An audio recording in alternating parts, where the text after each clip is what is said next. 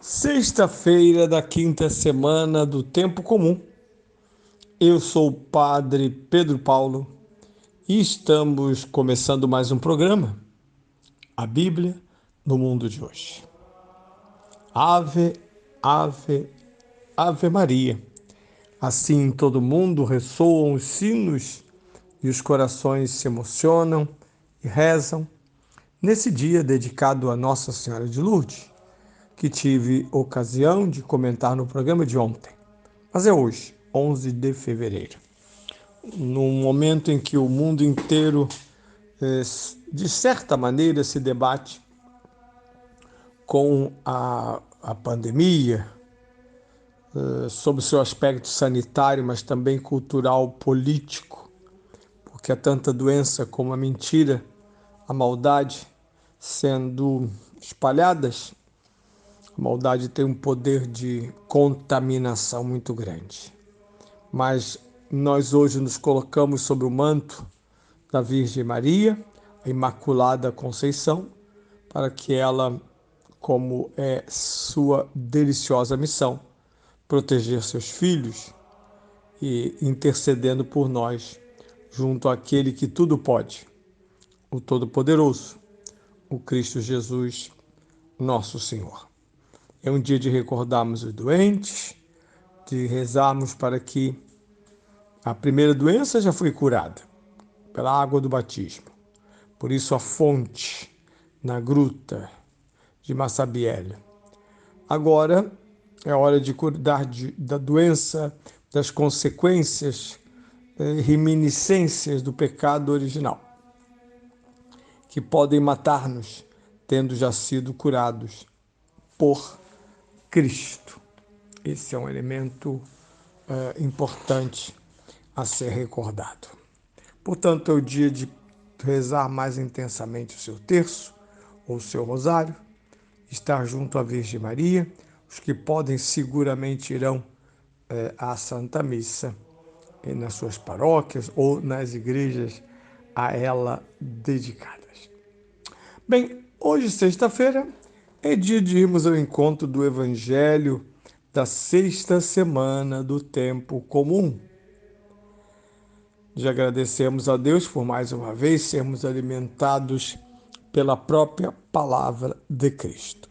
Estamos na escuta este ano do Evangelho de São Lucas, o Evangelho do ano de 2022. Vamos ouvir os seus lindos 24 capítulos durante todo este ano. E nesse próximo domingo, o sexto, ouvimos o capítulo 6, versículos 17 e 20 a 26. Naquele tempo, Jesus desceu do monte na companhia dos apóstolos e deteve-se num sítio plano com numerosos discípulos e uma grande multidão. De toda a Judéia, de Jerusalém e do litoral de Tiro e Sidônia. Erguendo então os olhos para os discípulos, disse: Bem-aventurados vós os pobres, porque é vosso o reino de Deus.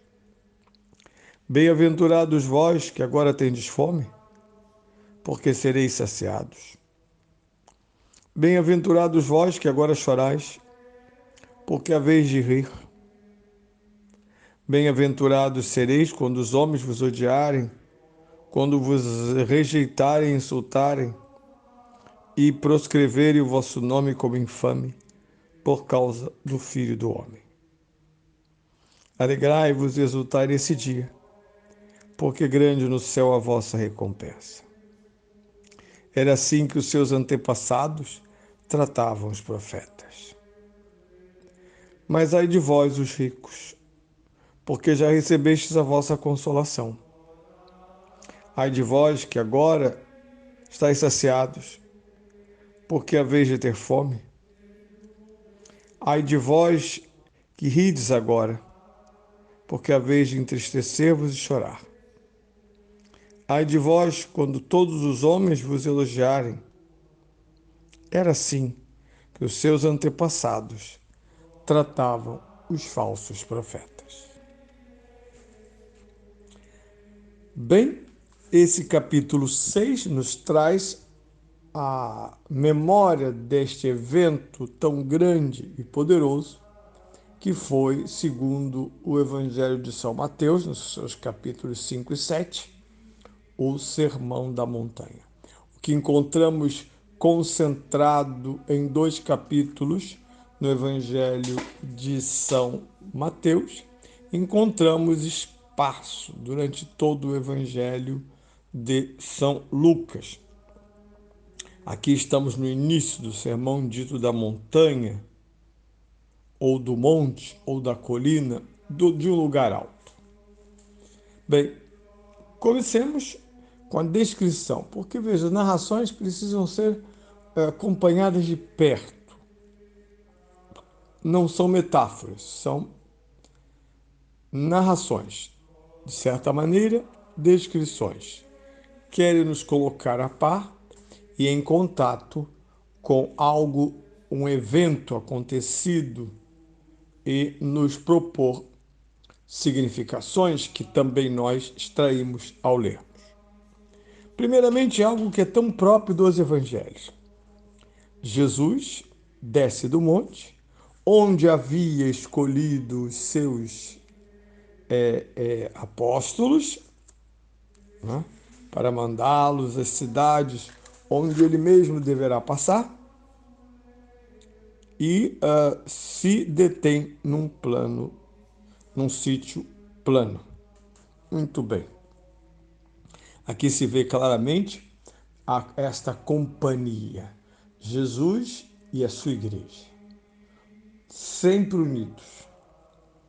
No meio de tantas situações, quem vê a igreja, e por isso é uma grande tolice, essa vontade de ser náufrago da igreja. Abandonei a igreja porque o padre, abandonei a igreja porque a doutrina. Quem abandona a igreja, abandona Cristo. Porque é certo, onde estiver igreja, lá está o Cristo. E quando eu falo igreja, eu falo esta grande esposa, essa grande entidade, graças ao batismo cheio do Espírito Santo. Mas também falo da igreja, das nossas realidades, nossas comunidades, onde há tantos pecadores, aliás, todos apaixonados por Cristo, mas pecadores. Por isso, nas comunidades sempre haverá, como lemos nos evangelhos, problemas, disputas, situações às vezes bem embaraçosas, não interessa. Onde está a igreja, lá está o Cristo. Onde está o Cristo, lá está a igreja. Não só Jesus está na companhia dos apóstolos, mas também de numerosos discípulos e uma grande multidão. É mais ou menos esse o cenário durante todos os 3 anos da vida de Jesus.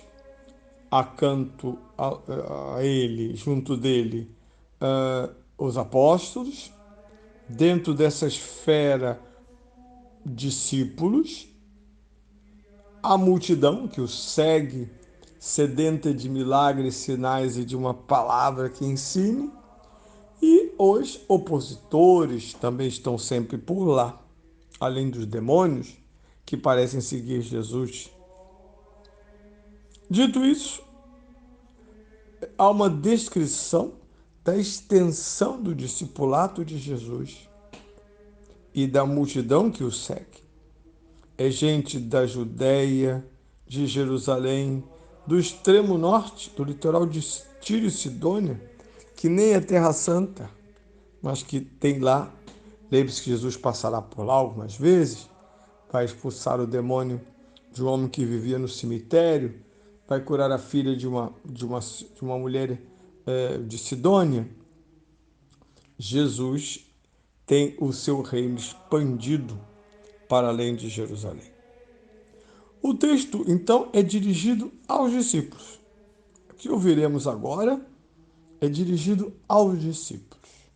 Erguendo os olhos para os discípulos, disse: Bem-aventuranças são a síntese do ensinamento de Jesus aos discípulos.